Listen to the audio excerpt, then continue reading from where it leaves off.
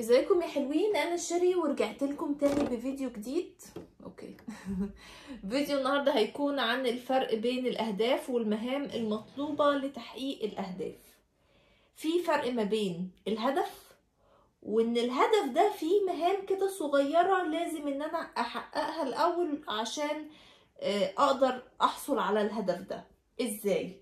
يعني مثلا ان انا عايزة اخس، ده هدف كبير قوي وبيسموه احيانا مشروع يعني حاجة كبيرة، زي مثلا اخس، اتخن، اشتغل في وظيفة معينة فعايزة برضو عدة حاجات، ان انا مثلا ارتب بيتي، مثلا اغير الديكور بتاع البيت كله. ده مشروع كبير بيتقسم لأكتر من حاجة، لأن أنا عندي أكتر من أوضة ويعني وتفاصيل كتير. فالهدف الكبير عبارة عن خطوات صغيرة محتاجة إن أنا أنفذها عشان أقدر أوصل له. طب أنا ليه بعرف الفرق؟ بعرف الفرق لأن أنا ساعات بفشل بسبب إن أنا عاوزة أطلع للدور الخامس وأنا لسه في الدور الأرضي. انا مش عارفه اخس خالص ومش قادره. ليه؟ لان انا فاكره ان انا مثلا هخس ده حاجه واحده بس هعملها، بس هو مجموعه حاجات لازم اظبطها. فحاجه واحده بس انا عملتها وظبطتها وطلعت تمام لوحدها مش هتعمل لي حاجه، او هتديني يعني نتيجه بعد فتره. طيب خلي بالكم ان انا لو انا اشتغلت على مثلا الحاجة اللي أنا عايزة أعملها، المشروع ده أو الهدف الكبير، واجي أقول مثلا أنا عايزة أخس، طيب أنا هاكل أكل صحي وخلاص خلصنا، تمام، ده لوحده هيخسسني بس هنا هيديني وقت كبير قوي قوي عشان يجيب معايا نتيجة. ده أنا لو استمريت، يعني ده لو أنا استمريت على الموضوع ده هاخد وقت.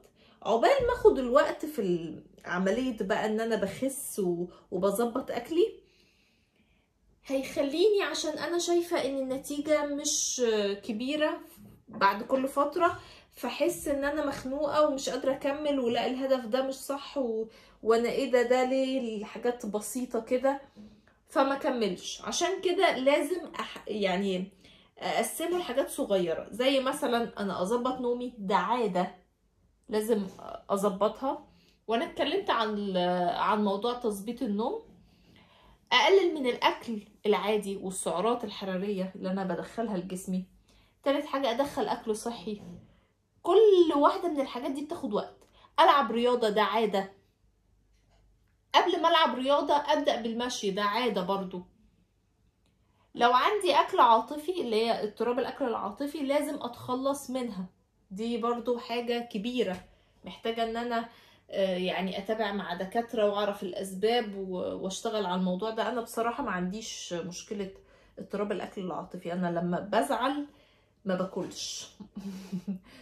يعني الحتة دي انا مش هقدر افيدكم فيها خالص، فانتوا تابعوا بقى ايه، شوفوا دكاترة نفسيين اكتر بيتكلموا عن الموضوع ده، وناس ليهم تجارب برضو. طيب بعد كده لو انا مثلا قررت ان انا عايزة اشتغل مترجمة، تمام، دي حاجة محتاجة ان انا احسن اول حاجة من اللغة الام بتاعتي، اللغة العربية، النحو. محتاجة اذاكر نحو كويس، اقرا كتب عربي كتير. ده كده مهمة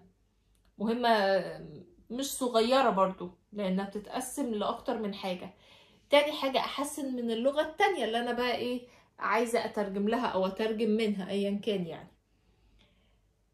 تالت حاجة محتاجة ان انا اقرا اكتر عن مجالات الترجمة، وايه السوق اللي بيطلبوا، ايه اكتر سوق مطلوب وايه المناسب ليا انا.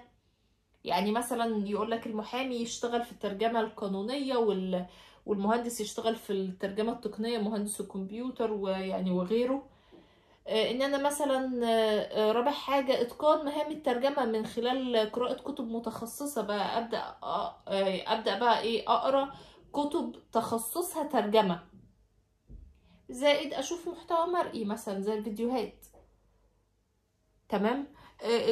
الترجمة نفسها فيها عادة القراءة، يعني عادة القراءة ان انت لازم تدخلها في المحتوى وانت بتحسن لغتك الام العربي، واللغة التانية الانجليش. ده غير المذاكرة، انت محتاج ان انت يعني تشتغل على موضوع القراءة وتدخلها عادة. ما ينفعش تبقى مترجم وانت ما بتقراش ابدا مثلا.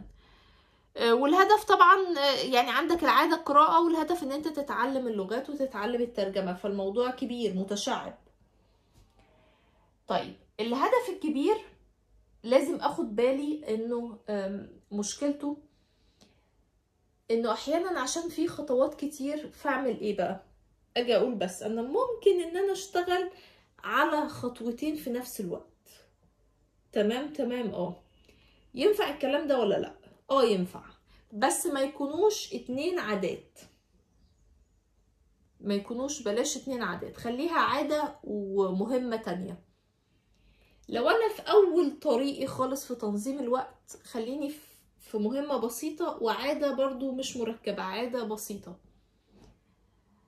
لكن لو انا ابتديت امشي شوية وعرفت نفسي وظبطت نفسي، ادخل هدفين بس. يعني في كلتا الاحوال هي عادة واحدة بس كل 3 شهور، ان انا انظم الهدف ده، ادخل هدفين قصدي عادي جدا واشتغل عليهم. حسيت ان انا هبدأ ان انا اسوف او الدنيا ابتدت توسع مني، لا خلاص ارجع تاني لهدف واحد، فمفيش مشكلة. وبس يا حلوين، ده كان فيديو النهاردة، اتمنى يكون عجبكم واتمنى تكونوا استفدتوا، واشوفكم على خير فيديوهات تانية كتير.